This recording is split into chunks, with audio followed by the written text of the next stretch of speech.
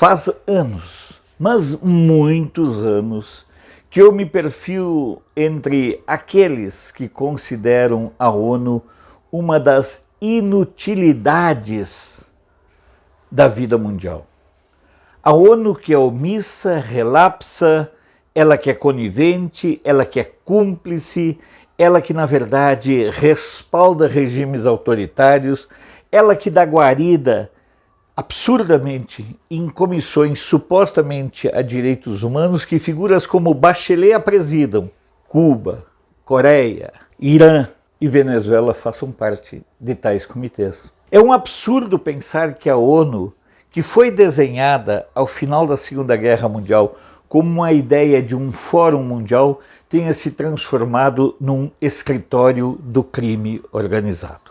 Hoje a ONU é basicamente um escritório a serviço do narcotráfico e do crime organizado. Não há outra justificativa. Nada mais justifica e exemplifica o papel pérfido que a ONU realiza do que a sua incapacidade de defender centenas de presos políticos em Cuba, em interceder por centenas de presos políticos na Nicarágua, por ser conivente com as barbaridades que o governo chileno do Boric, eleito, ele é uma espécie de cãozinho de estimação da Bachelet. Enfim, essa ONU, que não sabe nada do que acontece no mundo, de repente quer se meter em questões do Brasil. Mas vem prestar esse tipo de intervenção exatamente dentro de uma estratégia eleitoral da esquerda. No entanto, é preciso entender o que aconteceu realmente com o subcomitê do subcomitê do subcomitê da ONU que disse que o Lula foi injustiçado. Em nenhum momento esse comitê, a exemplo do que já aconteceu com o STF, em nenhum momento esse comitê disse que o Lula é inocente, que Lula não é ladrão, que Lula não é a favor das drogas, que o Lula não é a favor do aborto. Por sinal, pautas que a própria ONU defende, quer e luta. Portanto, a manifestação da ONU é esperada, vem em linha com a sua inutilidade. Ela está acostumada a se posicionar em defesa de ladrões. Ela está estruturada para servir como escudo de bandidos. Os Castro, que transformaram a ilha numa prisão, são tratados pela ONU com condescendência, com generosidade. A Nicarágua, que transformou o seu povo em preso político, é aplaudido pela ONU. A Coreia do Norte, Venezuela, enfim, o que a gente precisa ter bem claro é a inutilidade total da ONU. Fosse eu o presidente da República, simplesmente sairia da ONU, deixaria. Vocês sabem que até o MST tem voz dentro da ONU? Os indígenas têm voz dentro da ONU? Tem representantes lá. Todos esses grupos contra o Brasil, contra os interesses brasileiros estão lá.